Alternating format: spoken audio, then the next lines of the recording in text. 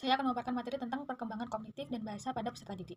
Di sini menurut Pijen, pemikiran perkembangan anak prasekolah bersifat praoperasional, yaitu anak prasekolah dapat membentuk konsep-konsep yang stabil beserta alasannya.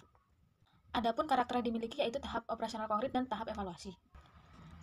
Pada tahap operasional konkret, anak usia 7-9 tahun melakukan operasi konkret dan proses penalaran, yaitu ketika disuguhkan dengan dua bola, tanah, liat, bersifat yang berbeda, kemudian didindingkan dan anak itu disuruh untuk menganalisis serta menalar.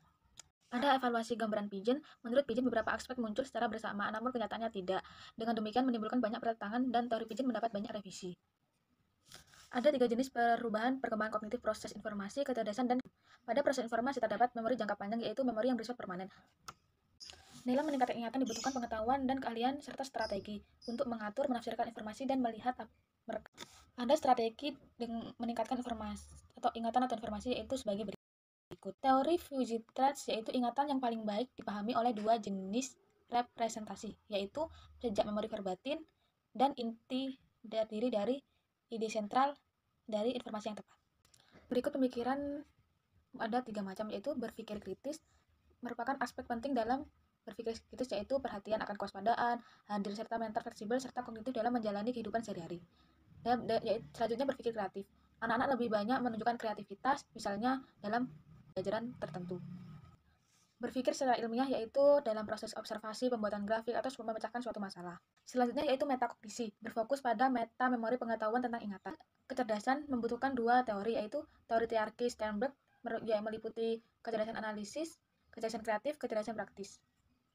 Dalam kecerdasan analisis mengacu pada kemampuan menganalisis, menilai, mengevaluasi, dan membedakan.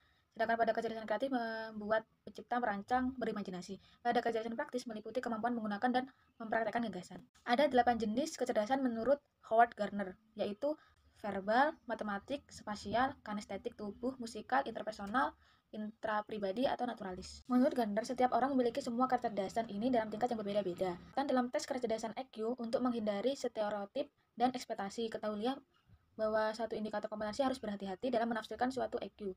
Dan dalam kecerdasan ekstrim dijelaskan bahwasannya penyakit organik dan keterbelakangan budaya memiliki EQ yang rendah di bawah 70. Begitupun dengan kecerdasan di atas rata-rata memiliki bakat yang lebih unggul. Selanjutnya pada tahap perkembangan bahasa, ada 3 tahap, yaitu vokabulari, kosakata yang dapat dipahami atau dikelompokkan. Pada tahap kedua yaitu grammar, tata bahasa, tata cara.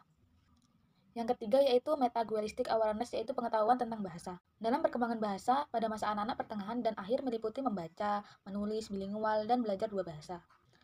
Tapi di sini saya sudah ada penjelasannya di PPT. Di sini saya akan menjelaskan tentang program bilingual, karena yaitu pada poin ini sangat bermanfaat tetapi sulit untuk dilakukan karena variasi program yang jaraknya itu waktu pelaksanaannya itu berjarak gitu. Kayak ada bentrok. Selanjutnya pada poin adolescent cognitive. Pada perubahan kognitif pada remaja ada 3, yaitu teori Pijen, egosentris remaja, dan pemrosesan informasi. Di sini pada saat remaja membuka pikirannya, dia akan mulai berpikir sesuai dunia tentang pembaharuan. Pada teori Pijen ini dijelaskan pada tahap operasional itu melakukan penalaran hipotesis dan deduktif, yaitu untuk mengembangkan hipotesis dengan cara yang baik, memecahkan masalah seperti contoh pemecahan masalah aljabar.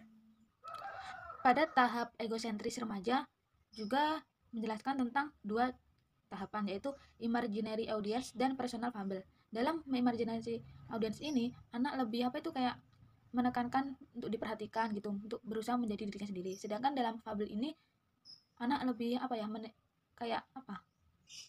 berusaha untuk tidak terkalahkan, untuk meningkatkan keunikannya gitu.